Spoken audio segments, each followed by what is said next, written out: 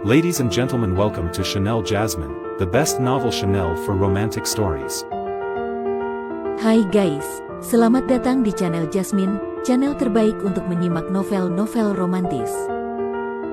Mohon dukung channel ini dengan subscribe, like dan share video-video yang ada di channel ini. Terima kasih.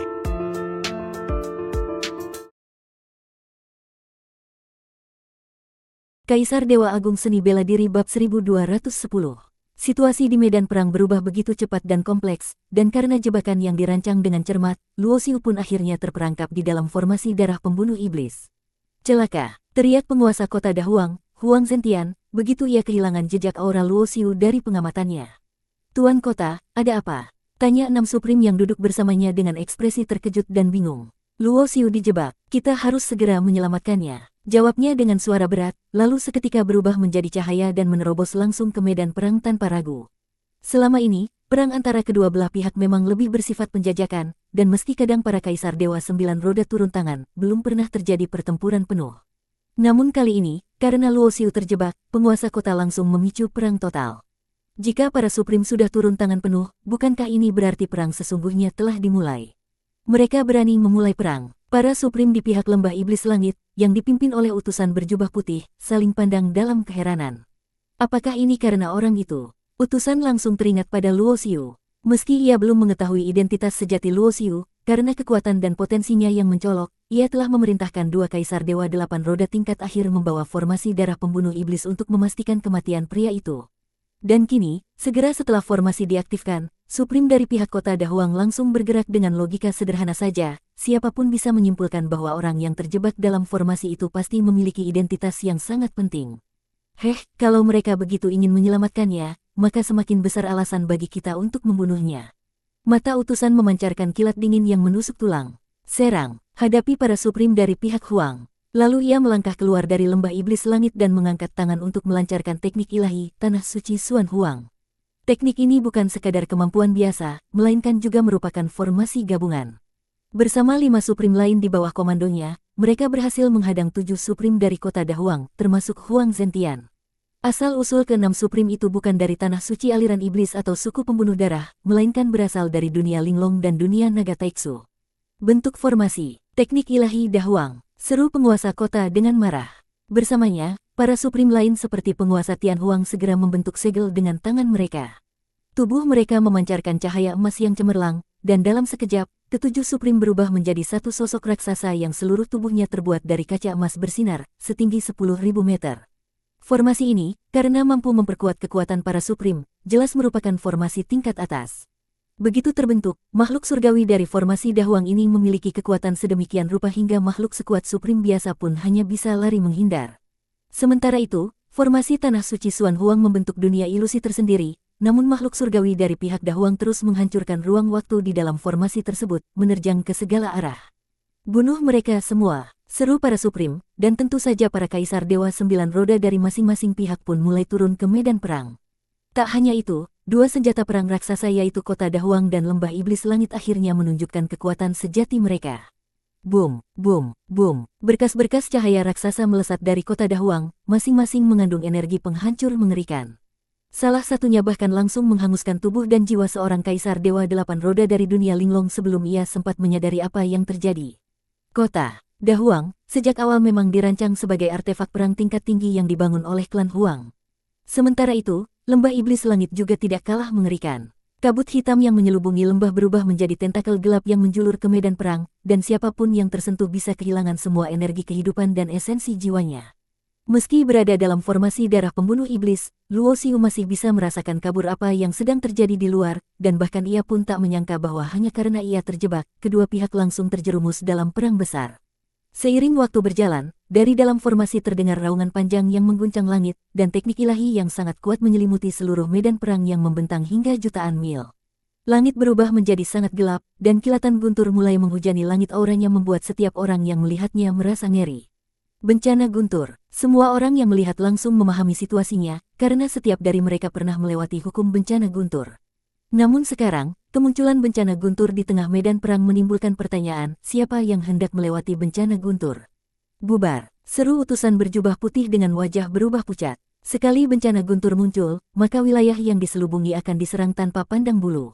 Dan dari aura yang terpancar, kekuatan guntur kali ini bahkan cukup untuk menghancurkan Kaisar Dewa 8 Roda, apalagi Dewa 7 Roda, Raja 5 Roda, atau Kaisar Dewa 6 Roda. Meskipun para petarung level rendah bukan penentu utama kemenangan perang, tapi mereka tetap tak tergantikan. Para tokoh puncak seperti Supreme tidak mungkin mengurus setiap detail kecil perang seorang diri. Secara tiba-tiba, formasi Tanah Suci Xuan Huang pun lenyap, dan 6 Supreme yang dipimpin oleh utusan berjubah putih segera berubah menjadi cahaya dan kembali ke lembah iblis langit.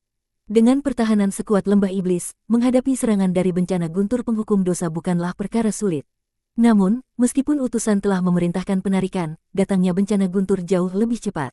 Tidak, cepat pergi. Teriakan panik menyebar saat gelombang guntur menutupi langit, menyelimuti area seluas 100.000 mil yang berpusat di sekitar formasi darah pembunuh iblis.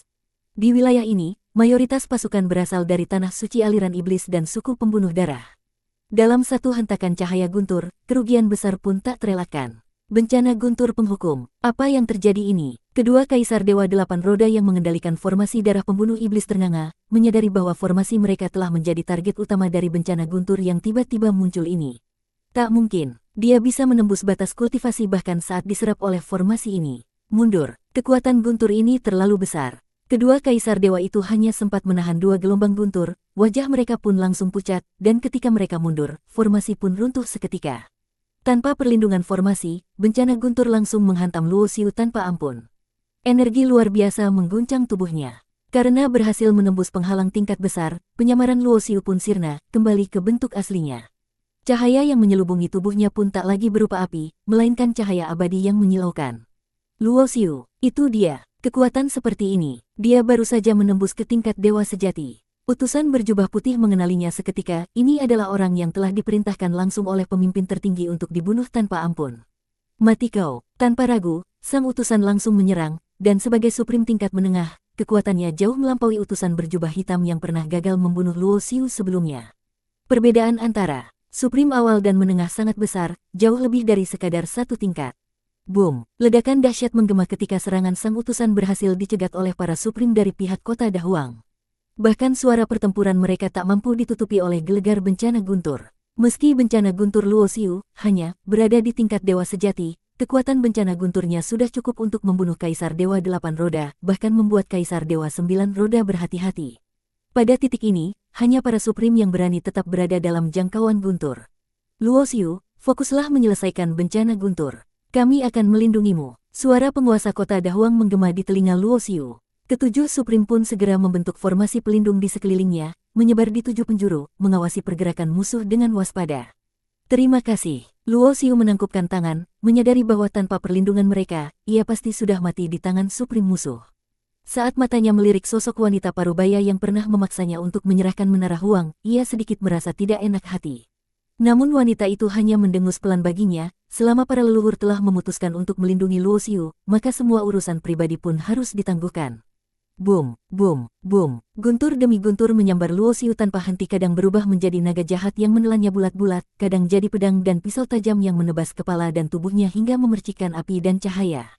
Pil Dewa 9 Roda yang ia telan sebelumnya dengan cepat dicerna, dan ketika penghalang besar dalam tubuhnya pecah, kekuatan baru pun mengalir dalam darah dan nadinya. Cakra tanpa wajah muncul di belakang kepala Luo Xiu. Tak seperti kebanyakan kultivator yang memasuki tingkat dewa sejati dan memperoleh banyak cakra, Luo Xiu tetap hanya memiliki satu. Namun satu cakra ini menyimpan energi dan hukum Dao yang sangat luar biasa, bahkan jauh melampaui gabungan 7 cakra milik dewa sejati biasa. Bahkan jika dibandingkan dengan 8 cakra milik seorang Kaisar Dewa 8 Roda, milik Luo Xiu tetap lebih unggul. Perasaan ini sudah lama tak kurasakan. Dengan mata sedikit menyipit, Luo Xiu membuka kedua tangannya lebar-lebar. Cahaya abadi di sekeliling tubuhnya semakin terang dan menyilaukan. Ia bisa merasakan kekuatan dalam dirinya kini setara dengan kekuatannya di kehidupan sebelumnya saat berada di puncak Kaisar Dewa 8 Roda. Di kehidupan sebelumnya sebagai Tai Sang King, ia sudah dikenal sebagai jenius abadi sepanjang masa, dan kekuatan di puncak 8 Roda sudah setara dengan awal 9 Roda. Segalanya kini terbukti sesuai harapannya. Begitu ia berhasil menembus ke tingkat dewa sejati, kekuatannya pun langsung melejit hingga menembus batas ke tingkat 9 roda. Sejak saat ini, tak ada lagi yang berada di bawah 9 roda yang bisa menjadi lawannya. Kekuatan Luo Xiu telah berubah total, seperti bumi dan langit yang terbalik. Bersambung.